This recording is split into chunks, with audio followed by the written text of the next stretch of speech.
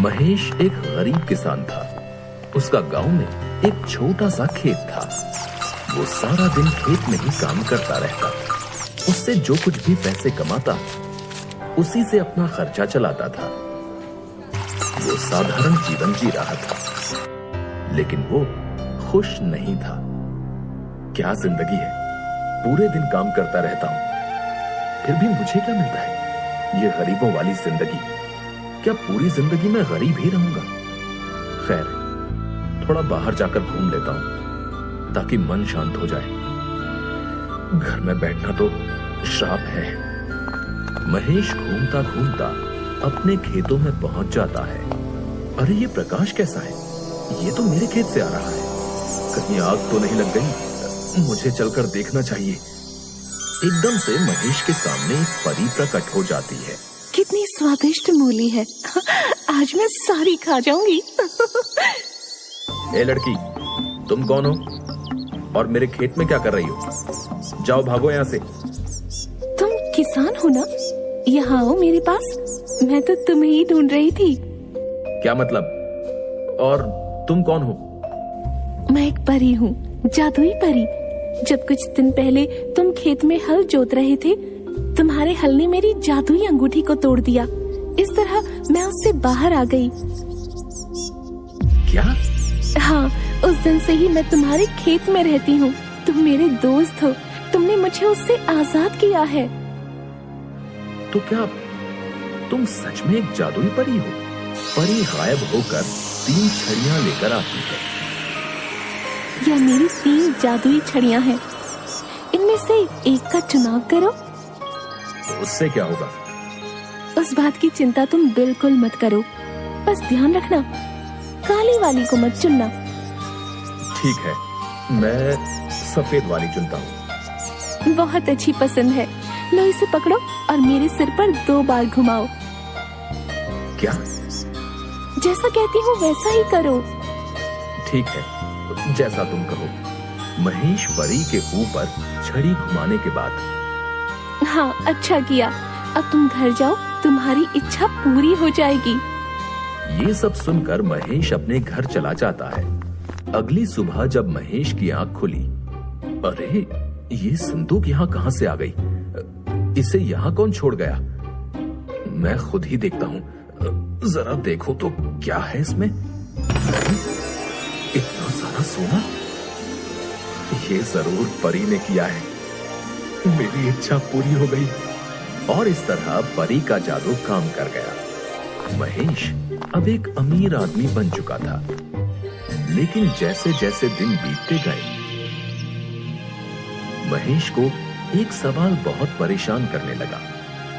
परी ने मेरी इच्छा पूरी कर दी, लेकिन क्या होता अगर मैं वो दूसरी वाली छड़ी का इस्तेमाल कर पाता? शायद मुझे वो इससे थोड़ा ज्यादा दे पाती। मुझे दूसरी वाली छड़ी ही चुननी चाहिए थी। ये सोना तो एक ना एक दिन खत्म हो जाना है। मुझे आज रात खेत में जाकर परी को दोबारा ढूंढना चाहिए। महेश रात में दोबारा अपने खेतों में जाता है परी को ढूंढने के लिए। वो रही परी, वो रही। महेश मेरे दोस्त, मुझे पता था तुम जरूर आओगे। क्या तुम्हें पता था? हाँ हाँ, पता था।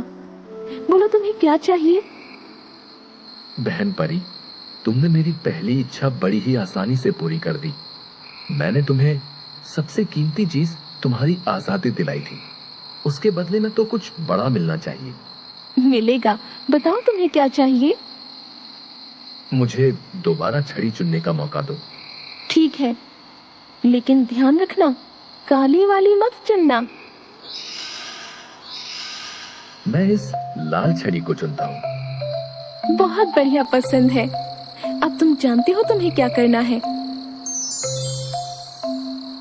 अब तुम घर जाओ मेरे दोस्त, तुम्हारी इच्छा सुबह पूरी हो जाएगी।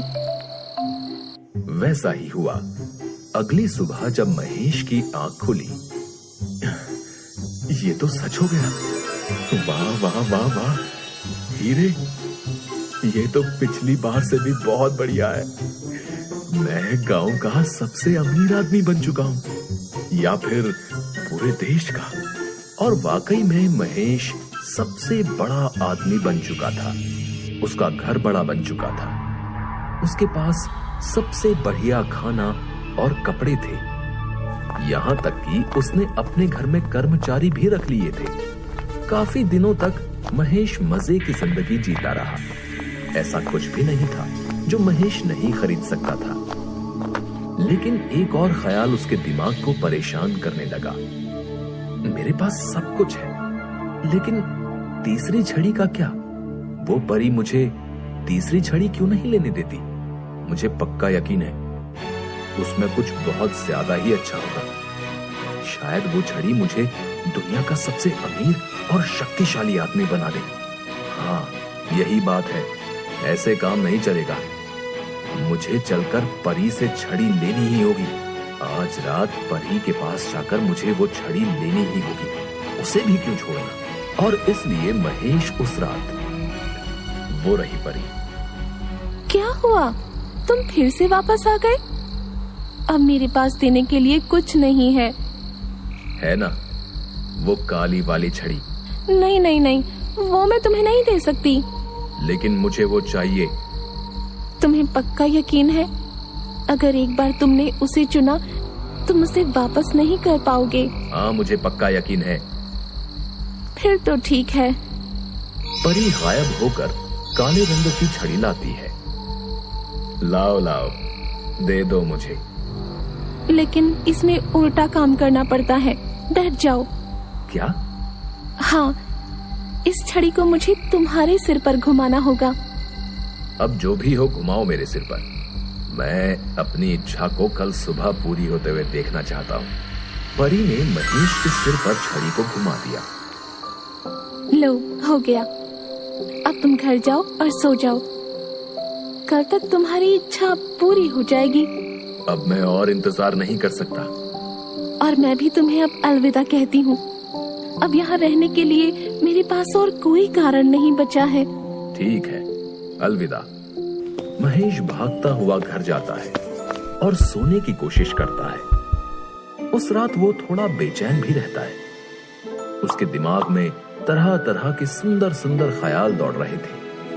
अगली सुबह जब महेश की आंख खुली, हे भगवान, हे भगवान, कहाँ है वो? कहाँ है वो? ये रहा। मुझसे और इंतजार नहीं होता। महेश भागकर संदूक की तरफ जाता है। उसमें से बदबू आ रही होती है। हे भगवान, ये क्या है? इतनी गंदी बदबू कैसी है? हो ना हो इस संदूक में तो सिर्फ कचरा भरा हुआ है। महेश के घर में संदूक खोलने के बाद सभी चीजें कचरे में परिवर्तित होने लगती हैं। नहीं नहीं, ये क्या हो रहा है? बस करो, बस करो। ये सब क्या हो रहा है? अरे नहीं नहीं, ये मैंने क्या कर दिया है? भगवान, ये मैंने क्या कर दिया? सब कुछ चला गया। मैं लुट गया। अरे मेरे लालच के कारण मैं बर्बाद हो गया।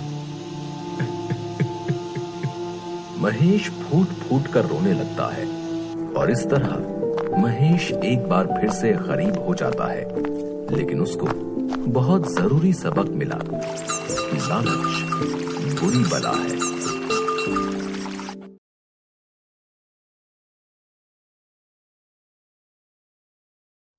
किसी नगर में भानु प्रताप नाम का एक राजा रहता था। उसके राज्य में खुशहाली थी। सभी लोग मेहनती और ईमानदार थे। उसी नगर में एक पंडित भी रहता था जो कि अपनी बुद्धिमत्ता, सूझबूझ के कारण काफी प्रसिद्ध था। राजा ने उस पंडित को अपने पास बुलाया। पंडित राजा के पास गया। राजा के पास बैठकर पंडित ने अपनी सूझबूझ का प्रदर्शन किया। राजा ने भी उस पंडित से अनेक प्रश्न किए, तर्क वितर्क किया, कई धार्मिक बातें भी की। आपके घर में आपके साथ साथ और कौन रहता है? 5 वर्ष पहले मेरी पत्नी का देहांत हो गया था। अब घर में मैं और मेरा बेटा रहते हैं। बेटा पाठशाला जाता है। राजा पंडित से बहुत खुश हुआ और उसे बहुत सारे उपहार देकर विदा किया। राजा के अनेक सैनिक और मंत्री अपने अपने विभाग में काम करते थे। उन्हीं सैनिकों में से 2-3 सैनिक ऐसे भी थे जो लोगों को परेशान किया करते थे। एक दिन की बात है कि पंडित का बेटा पाठशाला की तरफ जा रहा होता है। वो सैनिक पंडित के बेटे को देखकर, अरे देखो, बुद्धिमान पंडित का बेटा आ रहा है, जरा देखें कि बेटा बाप की तरह बुद्धिमान है भी या नहीं। आओ आओ। क्या जरा रुको बरखोदार, इतनी भी क्या जल्दी है? अरे हटो मेरे रास्ते से, जाने दो, पाठशाला के लिए देरी हो रही है। जाने देंगे, चले जाना अपनी पाठशाला, बस हमारे कुछ सवालों के उत्तर दे दो, फिर चले जाना। अच्छा ठीक है, पूछिए, आप लोगों को क्या पूछना है? ये देखो, हमारे एक हाथ में सोने का सिक्का है और दूसरे में चांदी का। अच्छा, सोने और चांदी में से बहुमूल्य धातु कौन सी है बताओ, और वो सिक्का तुम्हारा? सैनिक की बात सुनकर पंडित के बेटे ने जरा सोचा। चांदी बहुमूल्य धातु है। ये सुनकर सैनिक हंसने लगे और चांदी का सिक्का उसे दे दिया। सैनिकों ने पूरा वाक्य राजा को जाकर बताया। तुम उस पंडित के बेटे को बार बार पूछते रहो कि सोने और चांदी में कौन सी धातु बहुमूल्य है। सैनिक हर रोज पंडित के बेटे को पाठशाला जाते हुए वही सवाल करते कि बताओ, सोना या चांदी में से बहुमूल्य धातु कौन सी है। पंडित का बेटा हर बार चांदी को बहुमूल्य बताकर सिक्का ले जाता था। इस बात को कई महीने बीत गए। राजा से रहा नहीं गया। उसने पंडित को अपने पास बुलाया।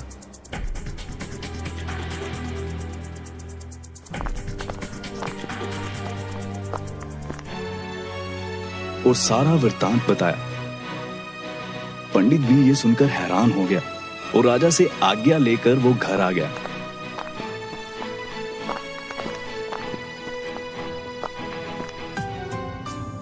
घर पर बेटा पढ़ाई कर रहा था। बेटा, अगर मैं तुमसे ये कहूं कि सोने और चांदी में से अधिक मूल्यवान सोना है या चांदी, तो तुम किसे कहोगे? पिताजी, सोना चांदी से अधिक मूल्यवान है।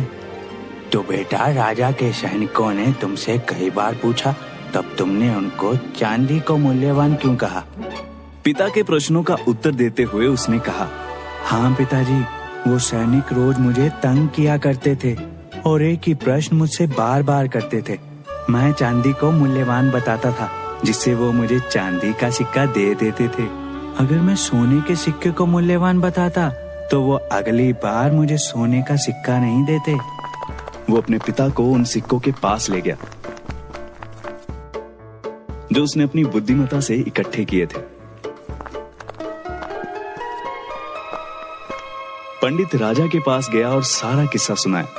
राजा बहुत खुश हुआ। मेरे बेटे ने चतुराई से अपनी बुद्धि का इस्तेमाल करके एक सोने के सिक्के के स्थान पर ढेरों चांदी के सिक्के इकट्ठे कर लिए, जिनकी कीमत एक सोने से कई गुना ज्यादा है। राजा पंडित के बेटे की चतुराई पर बहुत खुश हुआ और उसे अपने राज्य का प्रमुख सलाहकार घोषित कर दिया।